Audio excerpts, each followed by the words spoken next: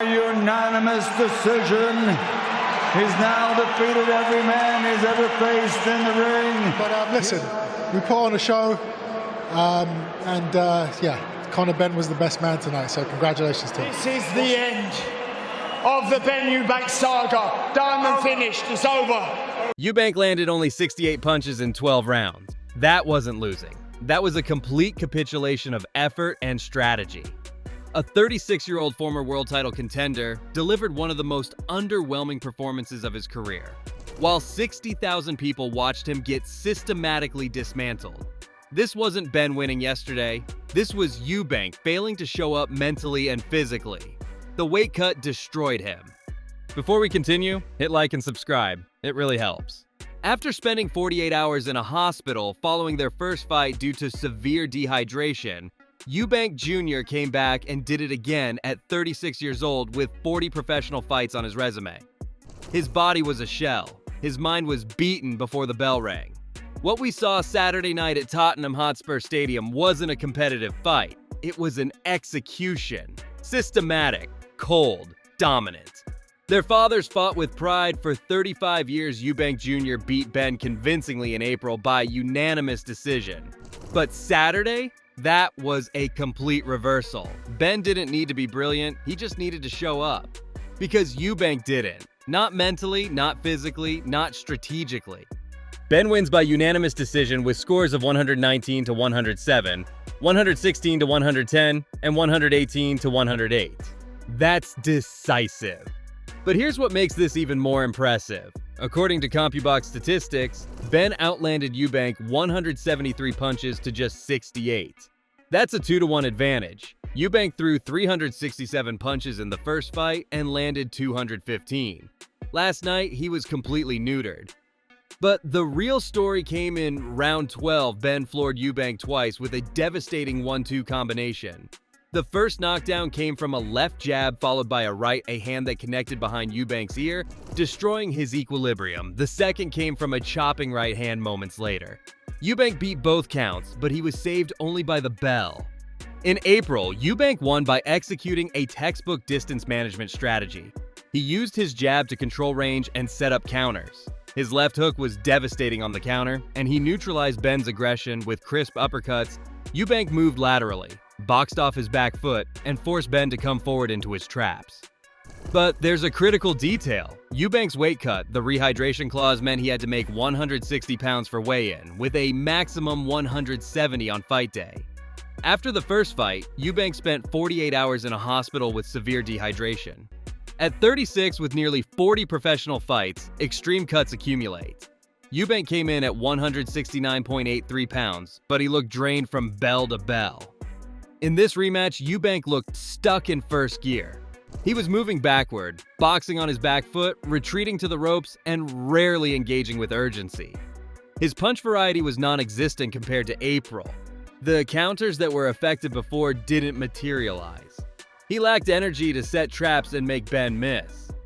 At 36, fighting a younger, fresher opponent at an unnatural weight, Eubank's explosive power was gone. His work rate dropped dramatically. The bell-to-bell intensity that defined his April victory wasn't there. It wasn't that Eubank forgot how to box. His body couldn't deliver the performance required.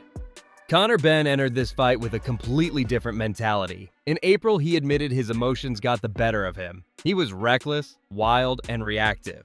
This time, Benn came with a precise game plan: controlled aggression, disciplined shot selection, and masterful timing. Benn utilized 4 key tactical adjustments. 1. The jab mastery. Benn's jab was his primary weapon. Instead of looking for home run punches, he threw a brilliant stiff jab that landed consistently and broke Eubank's guard. This jab did multiple things. It kept distance, it prevented Eubank from setting counters, and it set up his combinations. 2. Head movement and defense.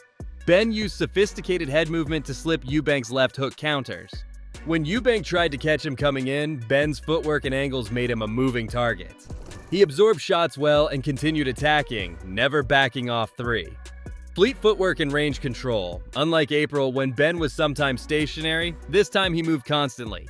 He feinted to break distance, stepped laterally to create angles, and used footwork to get out of punching range after finishing combinations. This frustrated Eubank's counter strategy.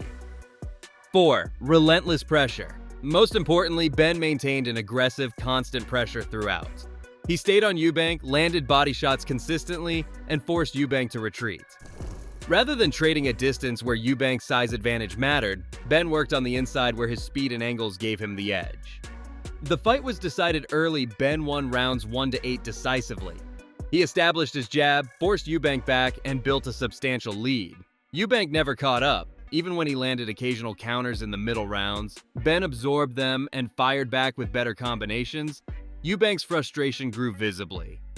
Round 9 saw a hard 1-2 from Benn that hurt Eubank early.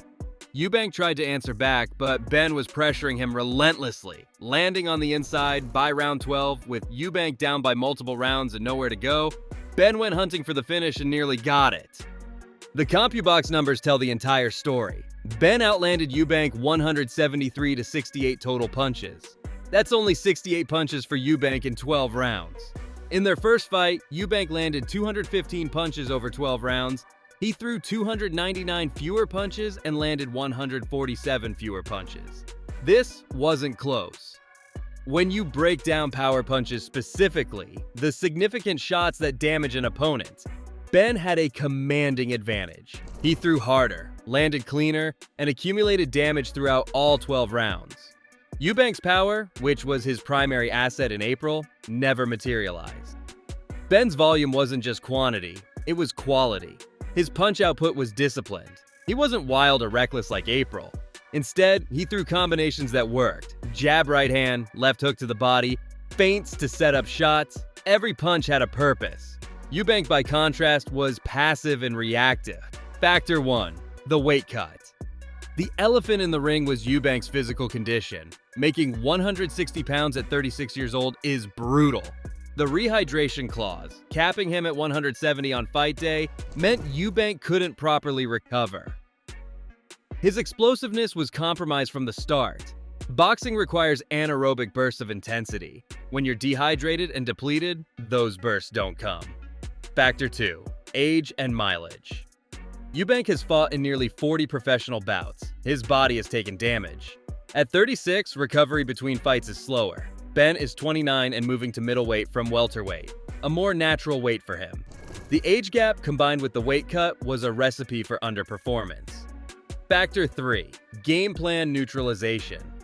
Eubank's April strategy relied on making Benn miss and punishing him with counters.